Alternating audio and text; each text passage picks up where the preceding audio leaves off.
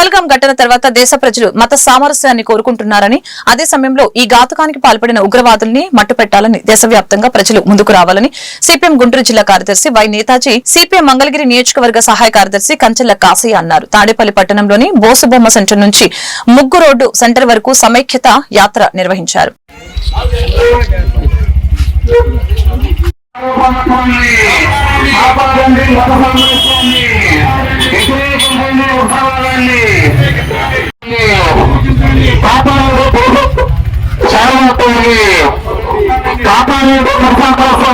పహల్గాంలో జరిగినటువంటి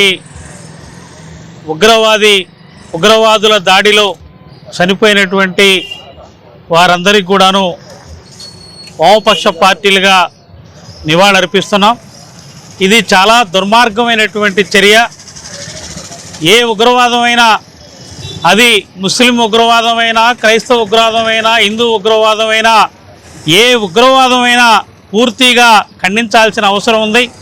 పహల్గాంలో జరిగినటువంటి ఉగ్రవాదాన్ని ప్రపంచవ్యాప్తంగా రాజకీయాలకు అతీతంగా, దేశాలకు అతీతంగా, ప్రాంతాలకు అతీతంగా ముక్త కంఠంతో ఖండించారు. దీంట్లో వేలాది మంది టూరిస్టులు తిరిగేటువంటి ఆ ప్రాంతంలో 150 కిలోమీటర్ల లోపలికి చొచ్చుకొచ్చి మరి దాడి చేయటమంటే మన భద్రత నిఘా వైఫల్యం చెందిందనేది సందర్భంగా మనం అర్థం చేసుకోవాల్సిన అవసరం ఉంది. మరి ఈ రకంగా నిఘా వైఫల్యం, భద్రతా వైఫల్యం వల్ల జరిగినటువంటి సంఘటన దానివైపు ఆలోచన చేయకుండా ఇవాళ జరిగినటువంటి ఉగ్రవాద దాడిని ఈ దేశంలో ఉండే ప్రజానీకం అంతా కూడా ఖండిస్తూ ఉంది. ఆ ఉగ్రవాదాన్ని అణిచివేయాలని చెప్పేసి, అట్లాగే ఇదే సందర్భంలో దేశ సమైక్యత కాపాడబడాలని చెప్పేసి, దేశ సార్వభౌమాధికారం నిలబెట్టుకోవాలని చెప్పేసి అనేటువంటిది దేశంలో ఉండేటువంటి ప్రజాస్వామికవాదులంతా కూడా ఆకాంక్షిస్తూ ఉన్నారు. ఈ సందర్భంగా దాడులకు గురైనటువంటి చనిపోయినటువంటి వాళ్ళ కుటుంబ సభ్యుల యొక్క స్పందన, అట్లాగే కాశ్మీర్లో ఉండేటువంటి ప్రజానీకం, అట్లాగే దేశంలో ఉండేటువంటి మొత్తం ప్రజానీకం యొక్క స్పందన అభినందనీయమైనటువంటిది. వాళ్ళంతా కూడా ఉగ్రవాదుల్ని అట్లాగే మతాన్ని వేరుగా చూస్తూ ఉన్నారు.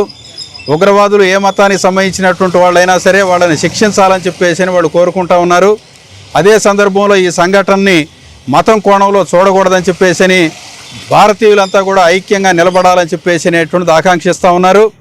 దానిలో మొదటి స్పందనగా కాశ్మీర్లో ఉండేటువంటి ప్రజానీకం అంతా కూడా ఐక్యంగా నిలబడి అక్కడ బంద్ నిర్వహించడం జరిగింది.